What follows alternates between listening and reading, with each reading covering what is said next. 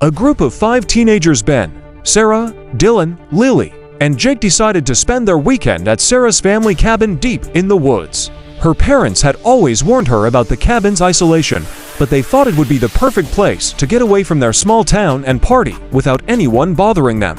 As the sun set, the cabin seemed to grow darker, the surrounding trees towering like silent sentinels. The crackling fire outside was their only source of light as they settled in for the night.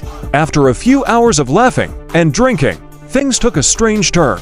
Ben, who'd been standing by the fire, suddenly froze, staring into the dark forest. "Did you hear that?" he whispered, his voice shaky. The others laughed it off, but then they all heard its soft, uneven footsteps like someone was walking just beyond the tree line. Dylan, always the skeptic, grabbed a flashlight and wandered into the woods, calling out that it was probably just an animal. But when he didn't return after 20 minutes, the group started to panic. Lily, shaking with fear, suggested they check the cabin, but when they opened the door, they found something horrifying.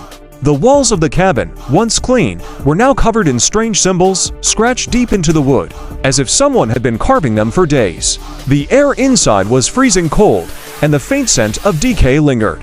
Suddenly, Ben's voice broke the silence. He was standing in the doorway, pale and wide-eyed, staring at something behind them. When they turned, the door slammed shut with a deafening bang, trapping them inside. As the wind howled outside, the whispers began soft and low, like a distant chant. Each whisper seemed to come closer, and the air grew heavier with every passing second.